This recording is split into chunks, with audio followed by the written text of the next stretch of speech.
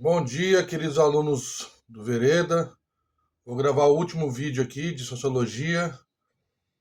Vou fazer o mix aqui do módulo 9 e módulo 10, né? Alguns pontos importantes. E aí vocês estão preparados para a prova. Então é o seguinte, a primeira coisa que eu tenho que falar é que existe a estratificação na sociedade e alguns clássicos entenderam de alguma forma seria essa estratificação da sociedade. O que é a estratificação? Os processos estruturais que fundamentam uma determinada sociedade. A gente sabe que em determinado momento, com a ocorrência no modo de produção capitalista, as classes sociais são divididas em duas, basicamente. Os burgueses ou os capitalistas ou o proletariado. Os burgueses detentores do meio de produção e os capitalistas detentores da força de trabalho. Vamos começar com Marx. O Marx coloca que, desde o advento da produção industrial e do capitalismo, tem essa divisão de classe rígida, de um lado o proletariado, do outro lado o capitalista, e eles entram numa luta. Por quê?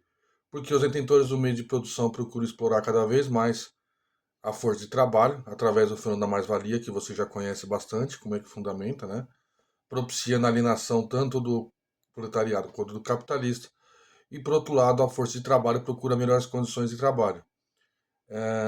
Essa relação conflituosa de luta só poderá interromper se tiver um novo período da história. Sair daquele que chama de pré-história, o Marx, que é uma história baseada no desenvolvimento da exploração e da alienação da força de trabalho, para um outro tipo de história em que os meios de produção serão estatizados, né? A propriedade privada deixará de existir, e aí poderá ter o término dessas classes sociais antagônicas do Estado como exploração em relação ao proletariado, que tanto o capitalismo como o proletariado vai poder fazer a fruição daquilo que trabalha, né? Uma fruição social.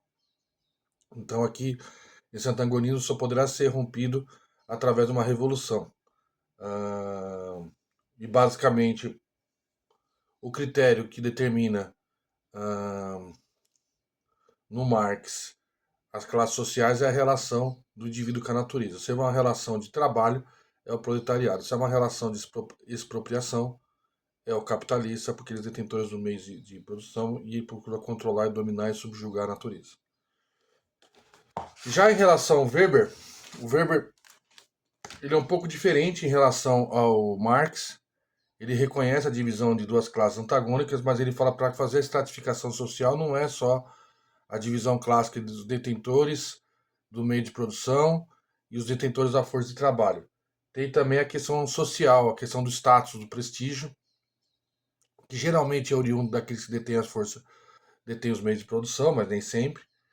E aí o status, o aspecto social também é fundamental também para essa estratificação social, né? Então, tanto que o prestígio e o status social vai fundamentar os grupos de status. E essa parte sociocultural é muito importante na concepção da estratificação social, segundo Max Weber. Então, o aspecto cultural e o aspecto social também é importante.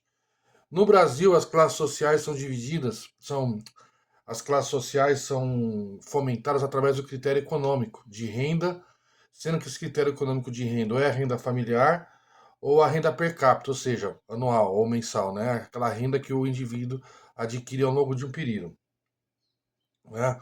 Então, e aí você pode formular várias classes sociais, como classe A, B, C, D e E, né? Em decorrência desses critérios econômicos. E vale frisar que, em decorrência do processo histórico baseado na exploração, o Brasil, segundo o IDH das Nações Unidas, é o segundo país com maior concentração de renda do mundo. Ou seja, né?